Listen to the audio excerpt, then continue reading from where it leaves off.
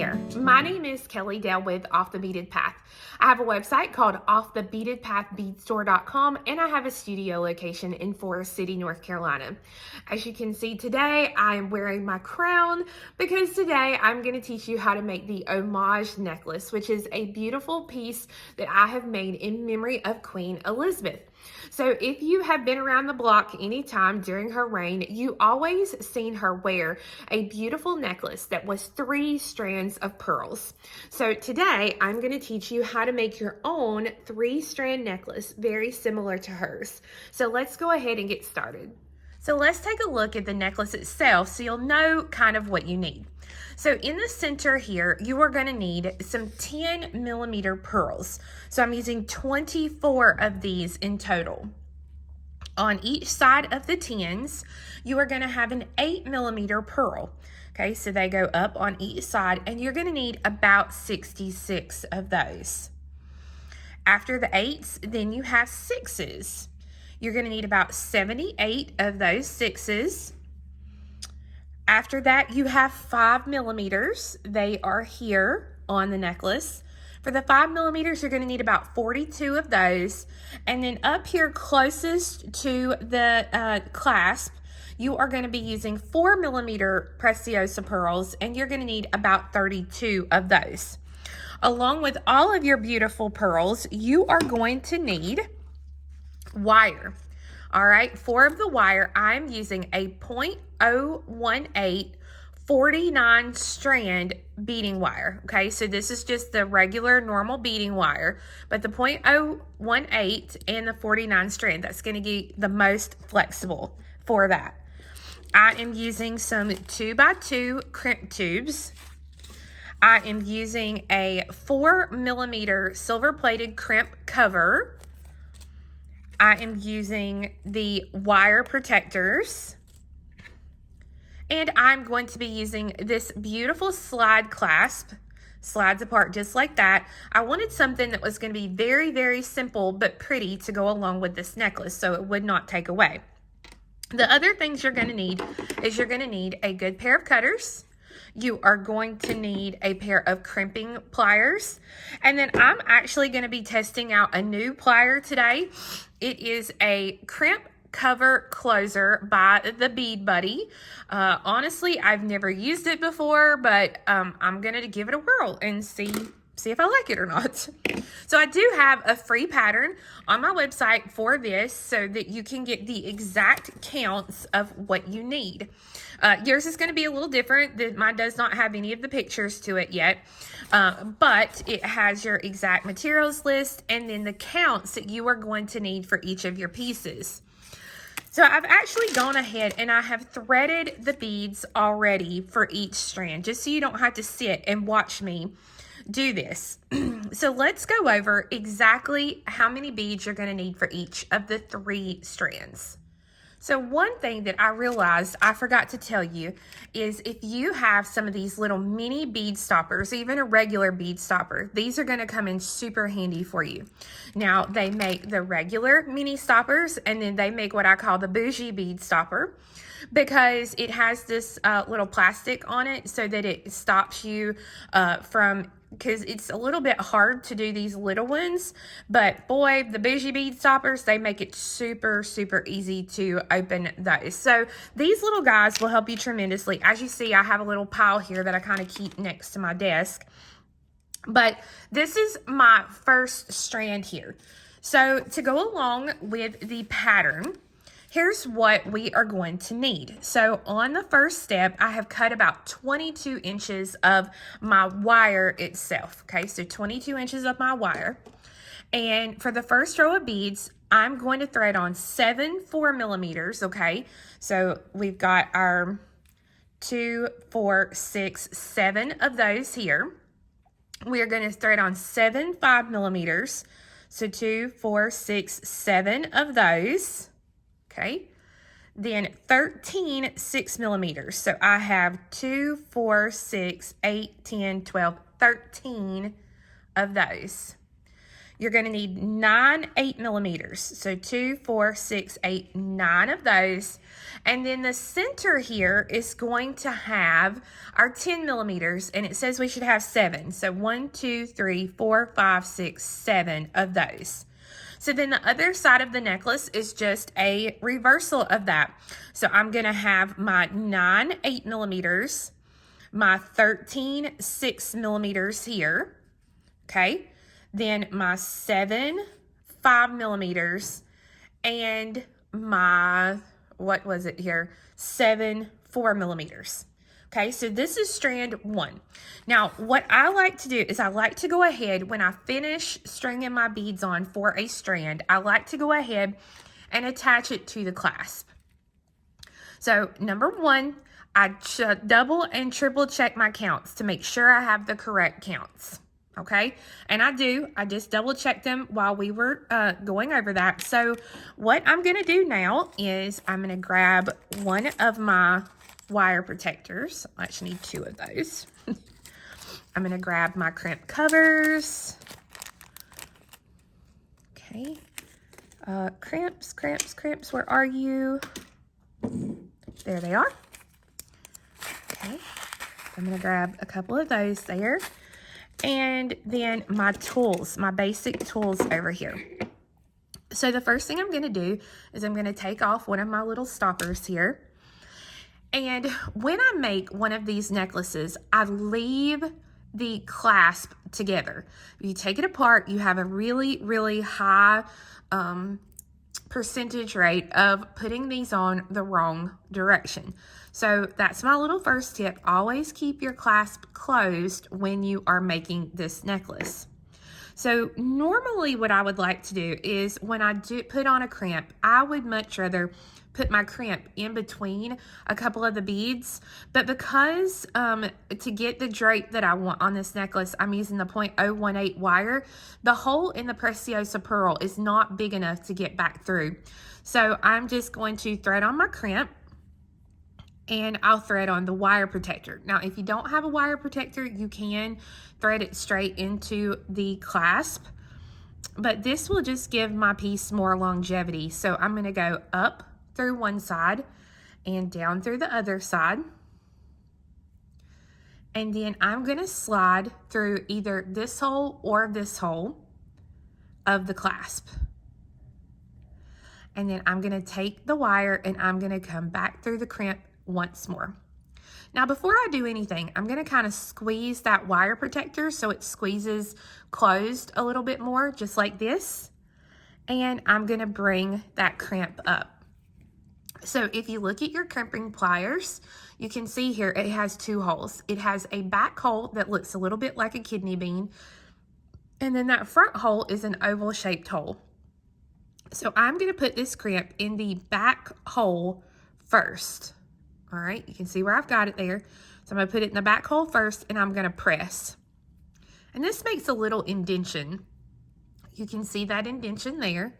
And then I'm going to come up to the front of it, or behind it, I should say. And I'm going to make sure that indentation is facing outwards. And I'm going to put it in the front hole so that when I press it, what happens is it folds that crimp in half. So it makes it look nice and finished. Now, if you don't have a pair of crimping pliers, you can also take a pair of flat nose pliers and you can flatten that out as well. So I'm going to test it. I'm going to make sure I pull that really, really well so it's not coming apart. And because I can't get it through another bead, normally I would put it through another bead, I'm going to go ahead and trim this wire. Now, I'm going to test out, normally what I would do to put on a crimp cover is I would use my crimping pliers here, and I would come in just like this. Well, I'm going to do it on this side, and then we'll try the ones on the other side. So I've got it in that front hole. I'm going to bring the crimp cover over the crimp, and then I'm going to gently press that cover so that it presses closed, just like that. Okay? So that is with using our little crimping pliers. So I'm going to bring the wire down all the way, make sure my beads are all the way up here. Take off my other piece and I'm going to thread on my crimp. I'm going to thread on the wire protector, possibly. And then when I come through the clasp, I'm going to come right across and I'm going to come through this hole right here. So I'm going to run the wire through and then my wire protector. And again, I'm going to squeeze the wire protector closed a little bit more and go back through the crimp. Now, once I do this, I'm going to pull that thread all the way. I want to make sure that there's no excess wire on the piece, but I want to give it just a little bit of slack. I need just a little bit of room here between the crimp and the bead and the wire protector so I can put that crimp cover on there. So I'm going to leave just a tiny little bit of room there, not a whole lot, just enough to get my crimp cover on. And I'm going to put that crimp in the back hole first and press.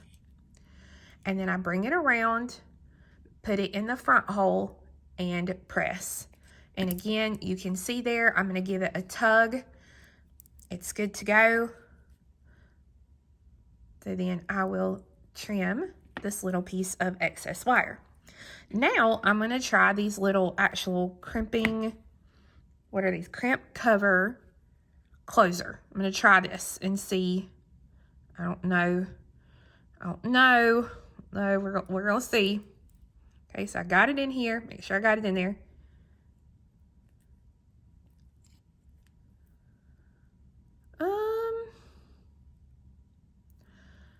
I honestly don't know that it makes it look any differently. Yeah. I honestly don't think you're going to get any kind of different look from it there. So yeah, I'll try it some more here. We'll see. Okay, so first strand is attached and ready to go. So now let me flip this over here to our second strand. This is going to be on step 6. So let me grab my strand here so we can see. All right, so step 6 says, fold it like this. We should have 6 4mm. All right, so let me see what I got here. I've got 2, 4, 6 of those. I should have 7 5mm, so 2, 4, 6, 7 of those. I should have 13 6mm, so 2, 4, 6, 8, 10, 12, 13 of those. 11 8mm, so 2, 4, 6, 8, 10, 11 of those, and 8 10mm, so 2, 4, 6, 8. And then it's just a reverse. I'll have 11 of the 8mm here, 13 6mm here, 7 5mm, and then 6 4mm. Okay, so I have that. So we're good to go there. So I'm going to go ahead now when I get ready to do this side.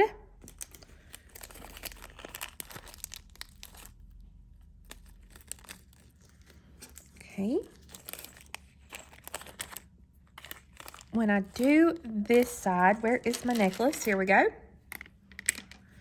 I'm going to put the crimp cover, or the crimp, sorry, not crimp cover, crimp wire protector.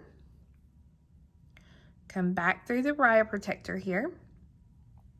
And then this time I'm going to go through the second hole in the clasp. So I'm going to go here. And again, I'm keeping this clasp together so that way I don't fudge up and mess up and end up making a big mess. So I bring that crimp cover down, or the crimp tube. Gosh, I got crimp cover on my brain. Press it in that back hole first so that it makes that indentation. And then I come in behind it and I go in that first hole and press that again, making sure that it's good and tight. It's not going to come apart, and it is there. So I'm going to cut it. And I'm gonna test out these again. I don't know. I bought these years ago. They have just been in the package all of this time, and I seen it this morning, and I said, I'm gonna try it. Okay, so I got my crimp cover in there. We're gonna give it a whirl and see. So I put it in there. Make sure it gets in there. Press it. Okay, that one's a little bit better. Maybe there's just a little bit of a learning curve on here. I don't know. Okay, I'm gonna bring the beadwork down. Let me get it situated here. Okay, so I'm gonna bring the beadwork down. Take off my little thing there. Crimp. Wire protector. And then make sure not to get anything twisted here or swapped around. Okay, and then I'm going to come back through that crimp again.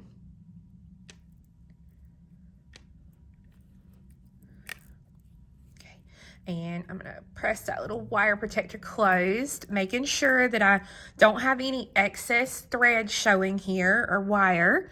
But I need to leave myself just a little room there that I can put that crimp cover on.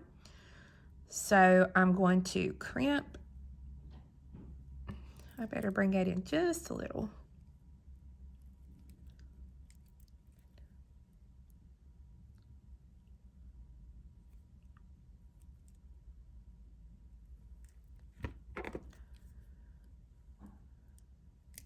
All right, so crimp. And then crimp covers. I'm going to use this one with my regular, just crimping pliers, and try this one again. Okay, so that is 2 strands on here. So now for the third and final strand, let's go over what you're going to need for this third strand. So for the third strand, it says that you are going to thread on 5 4mm. All right, so I've got 3, 4, 5 here. Okay, 7 5mm, so 2, 4, 6, 7 of those. 13 6mm, so 2, 4, 6, 8, 10, 12, 13. 12 8mm, so 2, 4, 6, 8, 10, 12. And 9 10mm. 2, 4, 6, 8, 9. So then, of course, it's a reversal. I'll have 12 of the 8mm, 13 of my 6mm, 7 of my 5s, and 5 of my 4s. So now what I'm going to do is I'm going to follow the same steps I just did on these first 2 strands to then attach my third strand. So as you can see, once you get that third strand attached, you are going to have a beautiful new necklace that is fit for a queen. Now, I'm not going to wear mine very often like she did. So what I'm going to do to help the longevity of these beautiful pearls and my clasp is when I'm not wearing this, I'm going to store this in just a cotton-filled jewelry box, just a regular old everyday jewelry box. It's got that little cotton stuffing. That's going to help keep the beautiful luster on these Preciosa pearls, and it's going to keep the elements from messing too much with my clasp, my crimp covers, all of that kind of good stuff. Now, for this project, I did use Preciosa Pearls, which making a 3-strand necklace with all these 10s and all these 8s gets a little more pricey. Okay, you can use any kind of pearls that you want to. It doesn't have to be these Preciosa pearls like I use today. In fact, hopefully by the time this video comes out, I'm going to have 2 kit options for this piece. I'm going to have the Preciosa pearl one, and then I'm going to have one with glass pearls, which should be cheaper in the long run for a kit itself. So I hope you enjoyed my homage to Queen Elizabeth, and I will see you again next week, where I'm so excited because I'm going to be showing you new beautiful glass beads by my friend Heather at Illuminations, and I'm going to show you a beautiful new necklace called a bubble necklace that I made to go along with some of the beautiful glass beads, handmade glass beads she has sent me. So you guys have a fabulous week, and we'll see you again next time. Bye-bye.